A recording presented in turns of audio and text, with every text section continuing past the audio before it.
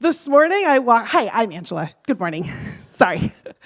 I was the first one here and all the lights were off, and I come in and I kept the lights off because I'm kind of a slow waker-upper, and so I just kept the lights off while I was dropping my stuff off. And then I looked through the windows of the auditorium doors and I could see lights on in here. So I thought, oh, maybe I'm not the first one, but then why is the alarm on? So then that was a little bit disconcerting. However, so I walk in and this malfunction was block wide. It took out all of the power in our entire block. So we are expecting all kinds of excitement. We don't really know. This morning, the little disco ball was having its own party all by itself.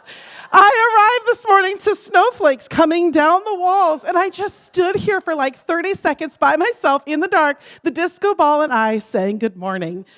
So we're friends now. So if he decides to do his little dance while I'm up here, we'll just go with it. It's beautiful. It's just beautiful. But it has been a morning. Did you see the construction out there? We'll talk about that a little bit more later. I'm supposed to be up here talking about myths that we believe, and I am actually excited about that too. But good morning. Welcome to New Life. You just kind of never know what you're going to get. You just kind of never do, and we love that about us. So if you're the first time here, hold on to your hats and glasses. This here's the wildest ride in the wilderness, and we'll do it together. Okay, this is the last teaching in the series called Myths We Believe, and I have loved this series. I have really enjoyed the study that has been required of me to talk about these things. I've really enjoyed the weeks that Ronnie has spoke because Ron... Dude, I'm sorry. I'm so sorry. It just happens. Every time, it's just deep affection. I've really enjoyed what I have learned in this series. And so that is actually a compliment to you and a nickname that you probably don't want to catch on. So this is our last one. And I love this one. In fact, in the process of praying through this, I found all kinds of roots of this myth in my own life. So again, I say this a lot. If you think the speakers up here are experts trying to tell you how to do this right, you are wrong. There's a myth we should pop right there. We are on this journey together. And today, as I make my way through this topic, I may bounce around just a little bit because whatever you find, I don't know if you find this, but in my life, when there's a piece of baggage that needs to go or there's a lie that I'm believing, I find that I can't do it in a logical fashion. It's all kinds of jumbled in there. And because I found roots of this myth in my life, this one might be a little bit jumbled as we talk about what feeds this myth, why we believe it, and how we get it out. So we'll just journey again together. So this myth is like the others, where it always holds a bit of evidence, or maybe a lot of evidence, for why it would be true. That's why we believe it. If there was no evidence for it being true, then we wouldn't fall for this rubbish. Like, we would know better.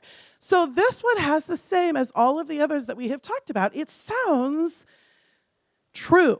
Although when I read this sentence, I know you're going to say, no, that's not right. That can't be right. But if you, like I, in the process of this morning of talking through this, discover I actually live as though this is true, even though I know better and I say it isn't true. So today's myth is I must clean up my act. We all know this is rubbish, right? Like, we can see that sentence and we can say, no, that's just silly. That's not really the case. However, we are very aware of sin in our lives. We are very aware of our brokenness. We are very aware of how far short we fall of perfection. What do we do with that? Well, what I have found and what I observe off of my loved ones is that what we do with that is we very often walk as though this myth is true. I must clean up my act. I've actually even noticed that people outside of a religious background, people outside of Christianity specifically, look into Christianity and think, okay, if I was to become a Christian, then I'd have to get my life right. And if we start there outside of the faith, then honestly, once we come into the faith, it's very easy to believe, okay, now the clock has started. Now that I have come in here. And it's tragic. And I would say this myth is killing us. It's sucking the life out of us. And I think it's causing us a major problem when it comes to our reputation in our community. So I want to deconstruct this myth. We deserve freedom. We deserve to walk in confidence. We deserve to stop the hustle that comes with believing that this is true. So I want to give us a visual for the morning because I believe that this myth causes us to live as though we are standing around with a measuring stick beside us. That up at the top of this measuring stick is perfection. And I'm going to put the myth at the bottom of this thing. It's up to me to get to perfection. And that is a real problem. And in fact, what I watch off of us is that this stick just beats us all the time. Not perfect, not perfect, not perfect, right? Like how many times a day do you feel less than perfect? One. Whatever. This thing beats us all the time. And also, I believe that because we are harangued by it all the time, it's so tempting to look into the lives of others because we feel yucky, to look into the lives of others and be like, well, they're not either. Which basically what that is we take the stick that is beating us and we grab a hold of it and we start whacking each other. Have you been whacked by somebody's stick? And it often comes in the form of Bible, right? The Bible says, stop doing that. Like we whack each other all the time. This is a real problem, this measuring stick. I think there's a couple of misconceptions that are underneath it, and I'm going to guess that you, like me, find one of these misconceptions to be the thing that is the evidence that you use to believe that this is true. And maybe, like me, you'll find that more than one of them is causing you to believe this is true. So misconception number one is that it is God's will that I be perfect. That sounds good. Right? Like, is it God's will that I be broken? That can't be true. Is it God's will that I be hurting other people? Is it God's will that I be hurting myself? Is it God's will that I have baggage? That doesn't sound right. But if we don't find a way to combat that misconception, then this is the misconception that we accidentally live under, is that it is God's will that I be perfect. I think Ron's message last week was stellar. I'm not going to repeat that. I would just say go back. It was stellar on deconstructing this misconception that it is not about God's will for me to be perfect. That's not the right question. How does God interact with my imperfection is a much better question. So this misconception leads us to believe that I have to pull my bootstraps up and find a way to be perfect. And it's killing us. And in fact, that misconception leads us to deep insecurity. And that's the cause for all the judging that we do of each other. If you actually trace that back, the level of insecurity that we feel for this constant pass-fail grade, oh, I failed again, I failed again, I failed again. It naturally leads us to feeling a deep insecurity, which causes us to judge other people. It's killing us. We got to get rid of this myth, this misconception. There's another misconception that is involved in here as well, which is the thought that obedience is what transforms me. Now, I know that God is always right. I know that when he says, hey, do this or don't do that, that's going to hold water. But it is a misconception to believe that I can find a way to perfection via obedience. Do you need to hear that again, those of you that were raised in the church? Amen. It is a misconception to believe that doing the do's and don'ting the don'ts, does that sentence make sense? If I do, I'm not even going to try that again. That somehow the do's and don'ts is what is going to cause me to be perfect, is going to somehow transform me, is going to be that thing that allows me to beat the ruler that's standing beside me all of the time. Obedience does not transform us. And in fact, when I look around, so I'm just going to call out a thing that I think we all see and know, but we don't talk about very much. Some of the meanest people I know are people of faith. Have you experienced that? That's tragic. That's tragic, and sometimes it's us. This, I believe, is because some of the meanest people I know are some of the most burdened people I know. And I believe that when we get this misunderstanding about faith, that faith is about do's and don'ts, that faith is about getting it right, that faith is about being perfect, that we are some of the most burdened people on the planet. We are not only carrying all of our own dreams, all of our own goals that we are hustling and striving to do, we are carrying the weight of perfection above our heads. And it burdens us deeply. This misconception about obedience being the transforming factor is killing us. All right, I'm going to give you one more misconception, but maybe something you should know about me is that whenever you say, hey, do you want the good news or the bad news first? I always pick the bad news. I always pick the bad news. Who wants to end on a yucky note? I'm doing that to you here. Can you feel it? It's like, oh, this is painful. I'm doing that here. I promise hope is coming right around the corner. But if we don't diagnose the problem correctly, then when we offer the hope, we're not sure how to apply it. How does that actually cure the thing that we're believing that's wrong? So hold with me one more time. We have another misconception to go through. Misconception number 3 is that Christianity is summed up in a moral code. Isn't that so tempting to believe? That it is about good behavior or bad behavior. It is about being a good person or being an evil person. It is about doing more good than bad. That somehow Christianity is summed up as this moral code that is all about your behavior. Or sometimes we go even deeper and we say it's all about what you believe. Do you believe the right thing or do you believe the wrong thing? Are you in or are you out? That somehow Christianity is about a moral code alone or primarily. This misconception is causing us so much harm in our own interactions inside of ourselves as we give ourselves pass and fail grades, and it's hurting our interactions with God. Let's just walk this one out for a second. Let's look at this train of thought about it's all up to me, the myth at the bottom, all the way to perfection. Here are some of the things that come with that train of thought. I'm going to start at the bottom. It's embarrassing. That right off the bat, shame is part of this train of thought. Right off the bat, I'm embarrassed that I'm falling short. I'm embarrassed that you're seeing me fall short. I'm embarrassed how often I fall short. And it comes with the sense that there is a timer. When we first become a Christian or when we first discover something in our life that is yucky, it's like it starts a timer in our head. There's only a certain amount of time. I better get this fixed before I move on. That somehow it comes down to a rush, a hurry, a hustle, that the clock is ticking. And then obviously I must try harder. That seems obvious. Also, something is wrong with me because we're not getting perfecter and perfecter every day. Has there been one day where you got done and you were like, dude, I was perfect?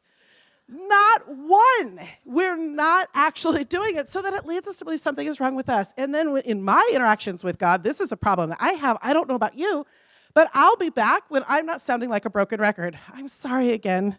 I'm sorry. I did it again. I'm sorry. Like, I can do a certain amount of sorrying as long as it's not the same sorry over and over and over again. Somehow that seems more stomachable to me. But the problem is, I have these very recurring sins in my life, and I want to interact with God on new things, as opposed to, here I am again, can you please help me with this? Can you please forgive it? So we start to distance ourselves from God. And then lastly, it goes with intense spurts of trying, interspersed with exhaustion. Has anybody experienced that? Do you know what I mean? I will. Dude, I can't do this. I can't do this. Never mind, hands off. I hope that goes away. I guess I'll tackle that another day. This thing is killing us. So why do we believe this myth that I have to fix this? Why do we believe it? So let's just talk through some of these. Faith begins admitting that something is not working. For those of you that have become a Christian, there is a moment where you realize my life, not in partnership with God, is not working. And so it starts with an admission that something isn't working, which then also leads us very easily into okay, let's go get this thing working. Like, we start our own clock. Even if there isn't this moral code beating us over the head, we start our own clock of like, okay, I become a Christian, let's get this thing fixed. Let's do it. That's part of why we believe it. I think out of gratitude. I don't know about you, but I have actually had the thought, salvation is God's gift to me, And transformation is the gift that I give back to him. It's my way of paying him back. That is exhausting, especially because I keep failing. I keep failing all of the time. So I think out of gratitude we do it. God is always right. So I can understand why we okay, I am supposed to be doing this thing he said do, and I'm not supposed to be doing. So I get that God is always right. So it's easy to think I should. And then self-reliance makes sense. It's actually more comfortable to believe that transformation is in my ballpark than in someone else's. It's actually, because it's familiar, self-reliance is a very familiar sensation for us. We like living there even if it's not working for us. But we also like to feel like we have control. Like self-reliance is actually more comfortable than thinking it's someone else's job to transform me. It's someone else's job to fix me. That doesn't seem right. And then to believe other is scary. If this isn't true, if I'm not in charge of my own self-transformation, if I'm not in charge, then it puts the control in somebody else's hands. And that is scary. That what if they don't do their job? What if they don't fix this? What if I am going to struggle with this for the next 10 years? What if they didn't notice that I really need them to do this thing?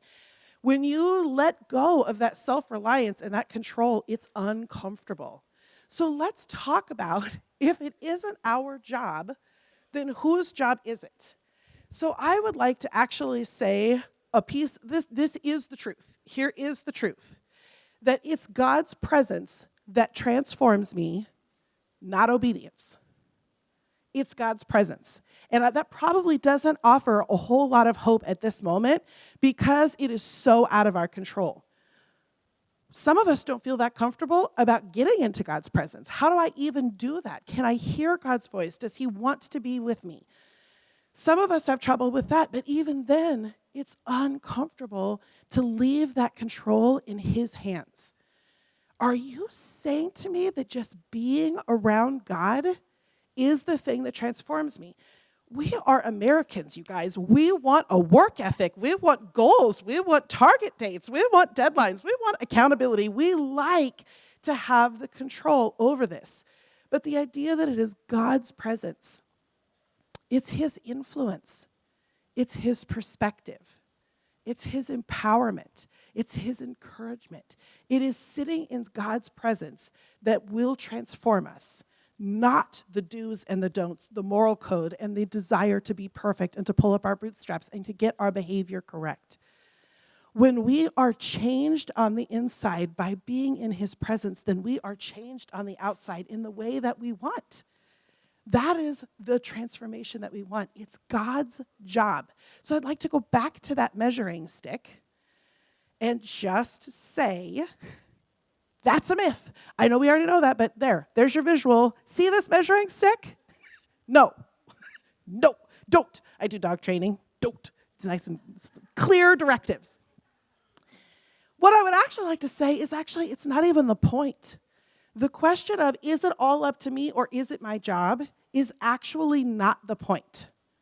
That's what I'm trying to say there. Not just don't do that, because the do's and the don'ts, that's not transformation. This is just not the point. So I'd like to show you a couple of little drawings, and they're truly my drawings. The way that my teaching prep goes, I have these little tiny pieces of paper, and I just scribble out thoughts all over the place. And in this case, I couldn't get words around it, so I just drew something, but please forgive me, I am not an artist.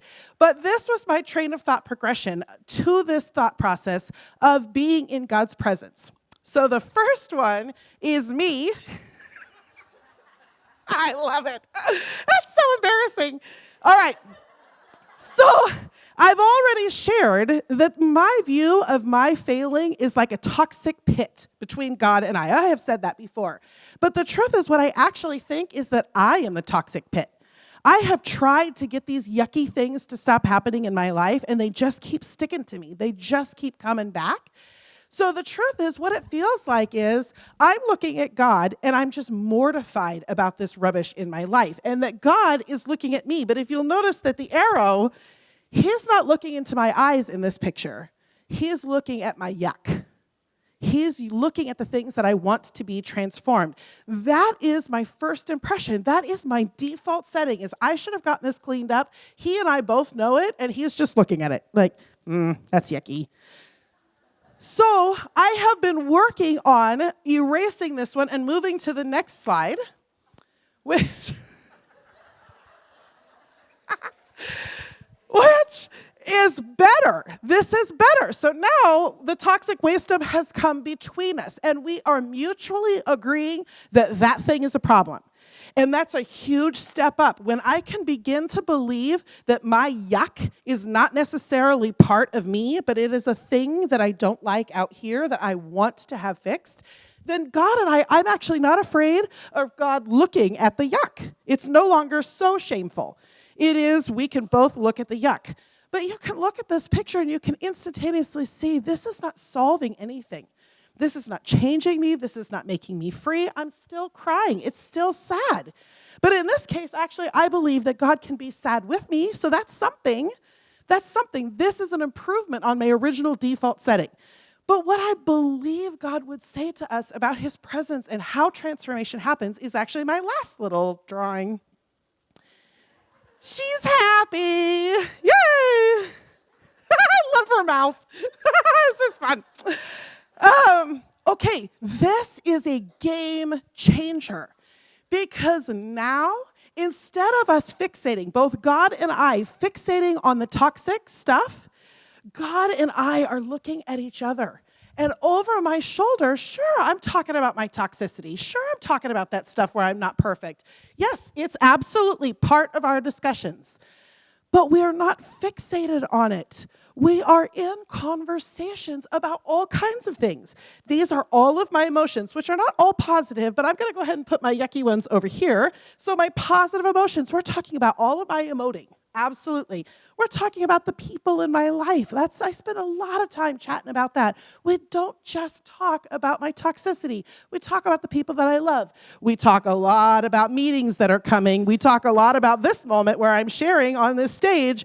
We talk a lot about stuff that's coming down the calendar. How do I feel about it? What do I want him to tell me about that? What do I need to know that he feels about those things? We're talking about all of it. And then these are my vacation dreams. We talk about vacation. We have hopes and dreams. And in that case, it's just vacation. I don't know how else to say hopes and dreams. But we talk about hopes and dreams. Here's how transformation happens, you guys. His perspective changes us. So let's say I've had an interaction with one of the people in my world and it did not go well. And in fact, it produced some yuck that I'm embarrassed about. It is so helpful. It is life-altering and changing of my personhood to hear God's perspective on that topic. To either hear him say, yeah, Ange, that was embarrassing. I can see why you don't like that you acted that way. Do you want me to forgive you? Because I would be happy to do that. I would be happy to help you forgive you. His perspective is altering of my person. Transformation happens in God's presence because his perspective is different than ours. And the more often we spend with somebody, the more influence they have on our lives. That their perspectives begin to be our perspectives, that their language begins to shape our language, that their debriefing style becomes our debriefing style. That's just true. Have you ever had a new bestie that you start picking up their phrases? I am determined to use this platform to help us pick up on the phrase pish posh. It's going to happen. It will be part of how I influence our community. But when you hang out with your friends, the more time you spend with them, you pick up hand motions. I have a friend from New Life who uses this hand motion a lot. I am totally picking it up, and I think of her every single time. The same is true with God. When we sit in his presence, we begin to pick up his way of thinking. It alters us. And God had something to say about when we spend time in his presence. I want to take us to a little set of verses in the Bible. And before I read them, I want you to hear the tone. I want you to hear the tone. This is God talking about how transformation happens. And when you juxtapose this to the myth and the measuring stick, they are night and day difference. This is God's perspective on how transformation happens. he says to us, and he was talking to religious people at the time, "Come to me, all who are weary and burdened, and I will give you rest." I'm going to go on to read more verses. He is talking about transformation, and he starts with the concept of rest, and he acknowledges that we are most likely weary and burdened. God is familiar with the measuring stick that we are being whacked with, not because he invented that measuring stick, but because he's watched millennia of people fall for this myth over and over and over again. Come, rest. Take the burden off. You don't have to be weary. I can cure that exhaustion. You don't have to hustle. Come, I will give you rest. Let's go on. This is how I know these verses are about transformation. Come to me, all who are weary and burdened, and I will give you rest. Take my yoke upon you and learn from me. That does not sound like the same concept as step number 1 to me. Sentence number 1, come to me and rest. A yoke is for a beast of burden. It was what you put on cattle and oxen in order to plow fields. That was actually a statement about labor. But he is saying, when you think about work, and when I think about work, it's different. When you take my labor on, when we go to talk about the various things in your life that you want to talk about, that you want my perspective on, when you and I link up together, I will give you rest. You will learn from me, and the result will be rest. You will not be weary and burdened. I will empower you not to pull up your bootstraps harder. I will empower you to let go. I will change you in ways that the hustle just goes away. Come to me, all who are weary and burdened, I will give you rest. Take my yoke upon you and learn from me. And then I love this. I am gentle and I'm humble at heart. That is the opposite of the picture that I have of the ruler beating me over the head. I am gentle. I am not morally superior. I am not a jerk lording this over your head. I'm gentle and I'm humble at heart. And you will find rest for your souls. If you will sit with me, I will change you, and you do not have to hustle to make it happen. It's just being with me, hearing me, talking with me, sharing your thoughts, hearing my thoughts, that you will be changed. And then there's one little line that I just love, verse 30. For my yoke is easy and my burden is light. Don't you just want to sigh? Hey, take a deep breath. You are in God's presence right now. Take a deep breath.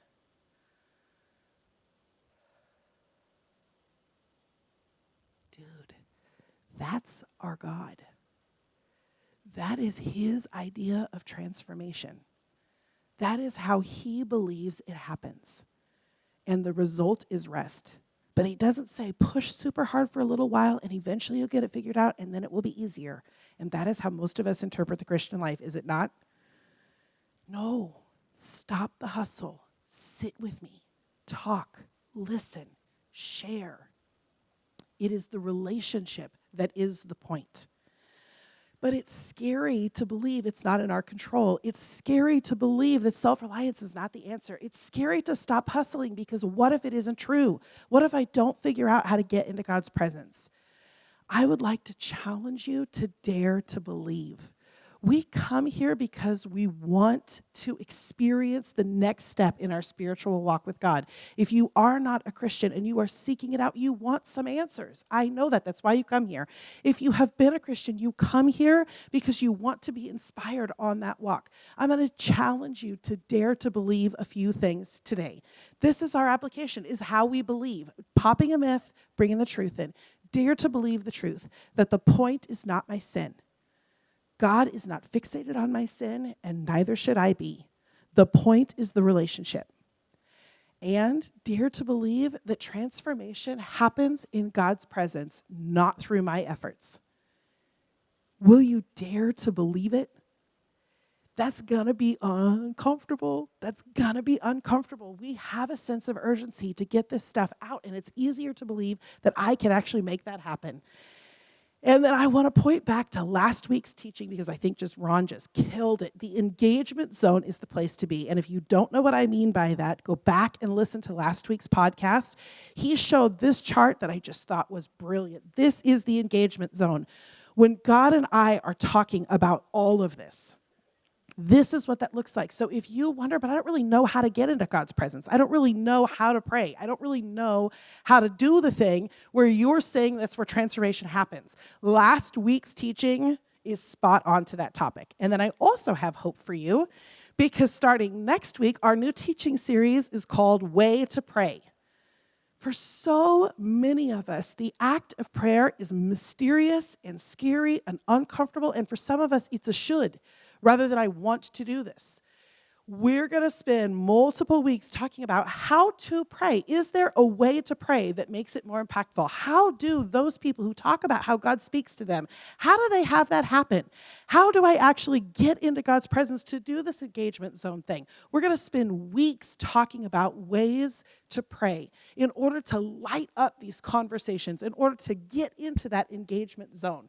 So we want to empower you in that way. So when we walk out today and it's like, okay, what do we do about this myth? One, I think it's so helpful to just acknowledge the misconceptions that are beneath it so that you can begin to poke holes in them, to let go of those misconceptions. Then two, I would dare you to believe the truth.